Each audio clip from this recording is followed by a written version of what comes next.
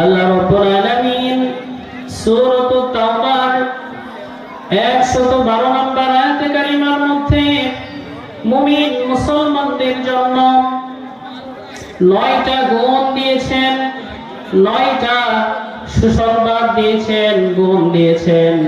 যেই বান্দাগুলো মুমিন হতে চায়, যেই বান্দাগুলো আল্লাহর জান্নাতে প্রবেশ করতে চায়, সেই বান্দাগুলো যদি সূরাতুত তাওবার এই আয়াত অনুযায়ী 9টা গুণ যদি বান্দার জীবনে হাসিল করতে পারে, সেই বান্দা সরাসরি আল্লাহর জান্নাতে প্রবেশ করবে। বলেন সুবহানাল্লাহ। তাহলে 1 নাম্বার গুণ হলো আল্লাহ তাআলা বলতেছেন আত-তাইবুন, অর্থাৎ তওবাকারী। 1 নাম্বার গুণ কি? তওবাকারী। যেই ব্যক্তি তওবা করবে সেই ব্যক্তিকে আল্লাহ তাআলা খুব বেশি পছন্দ করেন, খুব বেশি ভালোবাসেন। আমরা তো সবাই গুনাহগার।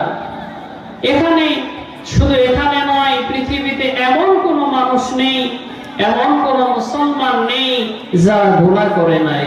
মানুষ মাত্রই ভুল করে, মানুষ মাত্রই গুনাহ করে, কিন্তু গুনাহ করার পরে আল্লাহর যেই বান্দা খালিস দিলে তওবা করে, আল্লাহ তাআলা সেই বান্দাকে পছন্দ করেন। বলেন সুবহানাল্লাহ।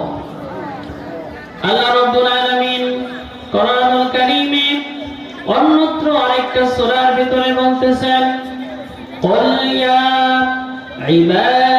ইবাদিয়াল্লাযীনা আসরাফু আলা আনফুসিহিম লা তাকনাতু মির রাহমাতিল্লাহ ইন্নাল্লাহা ইয়াগফিরুয যুনুবা জামিআ ইন্নাহু হুয়াল গফুরুর রহিম।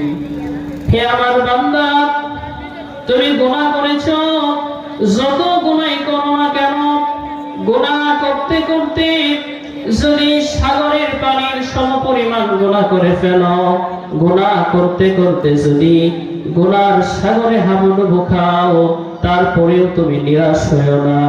যত গুনাহই তুমি করো না কেন, আল্লাহর গুনাহ যদি তুমি আল্লাহর কাছে সাগরের পানি পরিমাণ করো, তাহলে আল্লাহর রহমত হলো আকাশ পরিমাণ। বলেন সুবহানাল্লাহ। আল্লাহ রাব্বুল আলামিন বলতেছেন, হে বান্দা, তোমার গুনাহ যদি আকাশ পরিমাণ পর্যন্ত হয়ে যায়, গুনাহ করতে করতে এমন কোন গুনাহ নাই তুমি করো নাই, এমন গুনাহ যদি তুমি করে থাকো আকাশ পরিমাণ, তাহলে আল্লাহর রহমত তোমার জন্য আল্লাহর আরশ পর্যন্ত রয়েছে। বলেন সুবহানাল্লাহ। এক বান্দা, বনি ইসরাঈলের এক বান্দা 99টা হত্যা করেছে। কয়টা হত্যা করেছে? 99টা মানুষ হত্যা করেছে, লোক হত্যা করেছে। হত্যা করার পরে সেই ব্যক্তি নিরাশ হয়েছে। সেই ব্যক্তির মনের ভিতরে সেই ব্যক্তি অনুতপ্ত হয়েছে, 99টা হত্যা করে ফেললাম, কত বড় গুনার কাজ আমি করেছি। সেই বান্দা অনুতপ্ত হয়ে একজন দরবেশের কাছে গিয়েছে, যে বলতেছে, আমি 99টা মানুষ হত্যা করেছি, গুনার কাজ করেছি।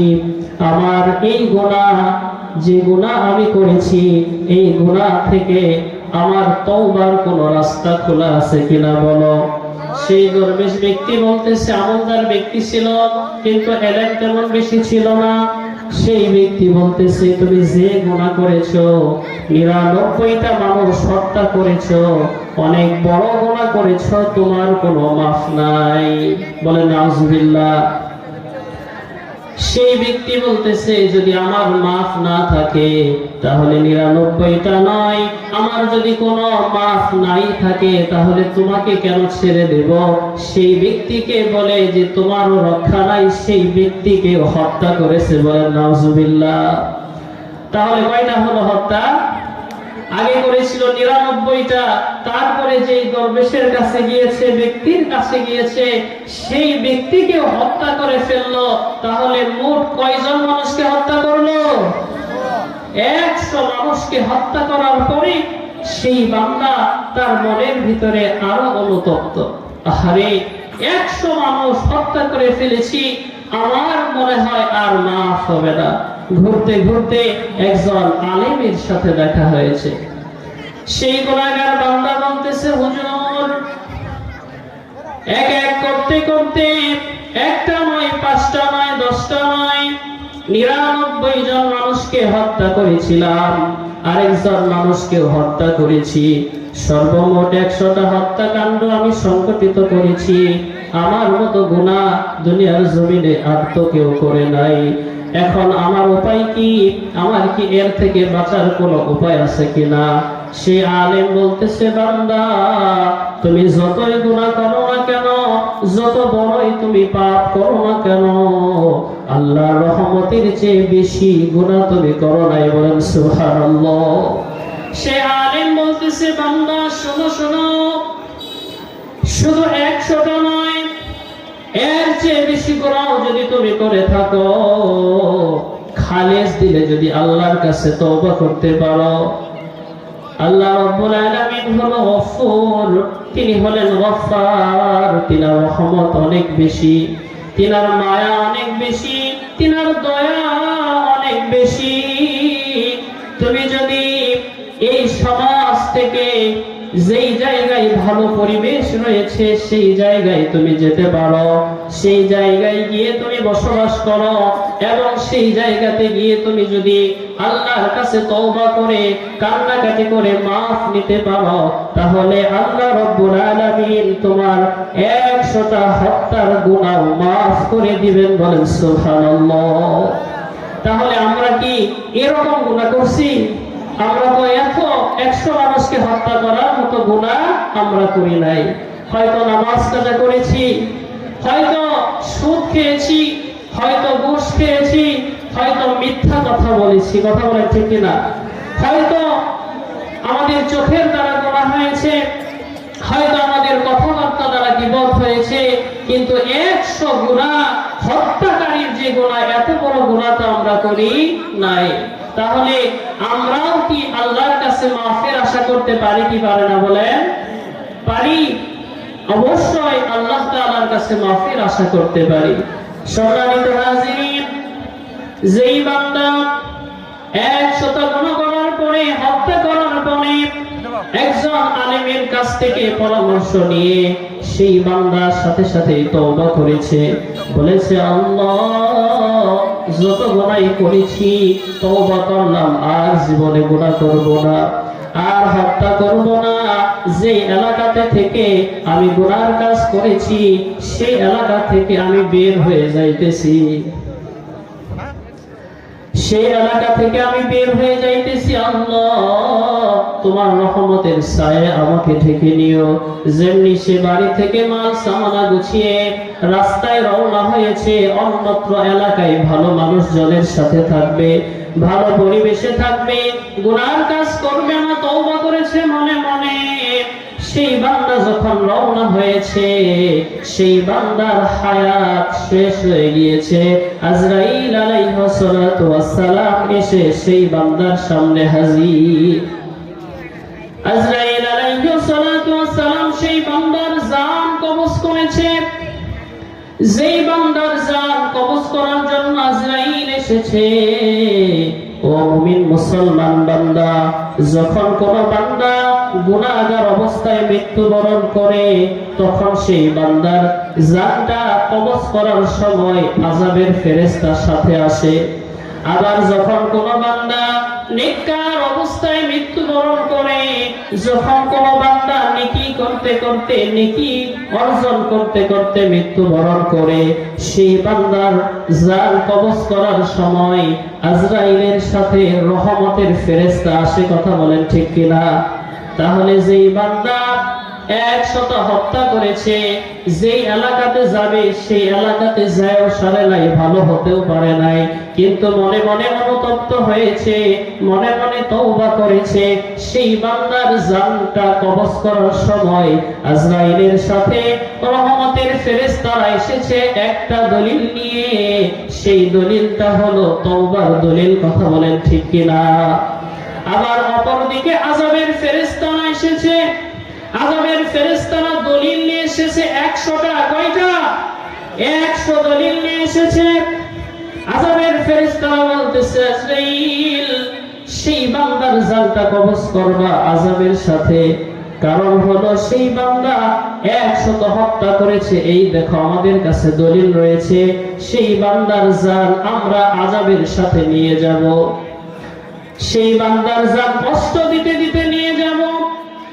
রহমতের ফেরেশতারা বলতেছে, না না, সেই বান্দা তো তওবা করেছে, সেই বান্দার তওবা কবুল হয়েছে, সেই বান্দা হয়তো ভালো জায়গায় যেতে পারে নাই, ভালো জায়গায় গেলে সে তো নিয়ত করেছে ভালো হয়ে যাবে, সেই জন্য সেই বান্দার রূহটা আমরা রহমতের ফেরেশতারা নিয়ে যাব। বলেন সুবহানাল্লাহ।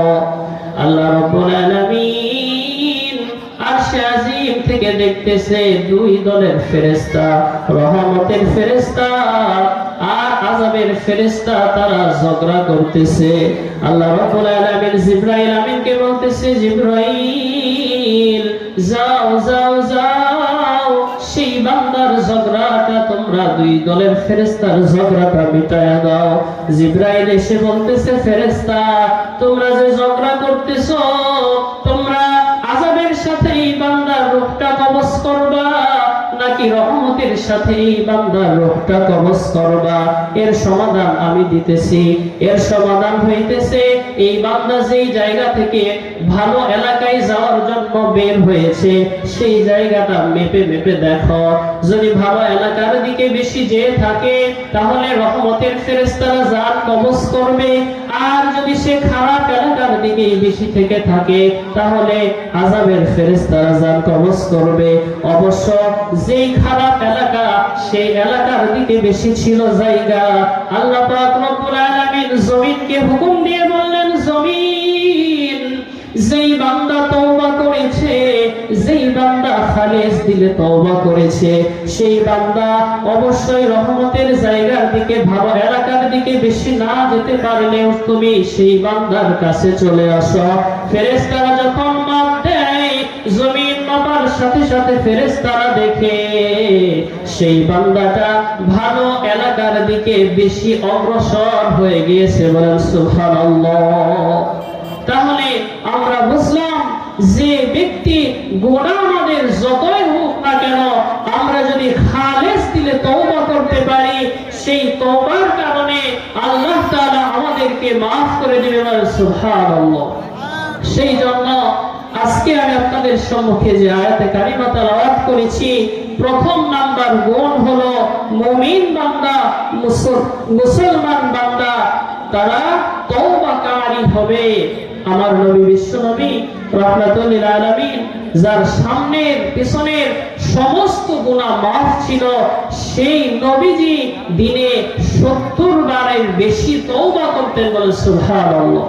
নবী যদি 70 বারের বেশি তওবা ইস্তিগফার পাঠ করতেন, তাহলে আমার আপনার দিনে কতবার তওবা করা দরকার? আর আমি আপনি দিনে কতবার তওবা করি? হিসাবটা মিলানো দরকার। তাহলে আজকের সংক্ষিপ্ত নিয়ে আলোচনা থেকে, যেহেতু আমাদের অতিথি এসে পড়েছেন, আমরা আজকের এই সংক্ষিপ্ত আলোচনা থেকে যতটুকু বুঝলাম, আমাদেরকে তওবাকারী হতে হবে। গুনাহ আমাদের যতই থাকুক না কেন, যদি খালিস দিলে আল্লাহর কাছে তওবা করে আমরা চোখের পানি ফেলতে পারি, আল্লাহর কাছে 2 ফোঁটা পানি অতি প্রিয়। এক হলো জিহাদের ময়দানে রক্তের ফোঁটা, আরেক হলো অনুতপ্ত বান্দার চোখের পানি।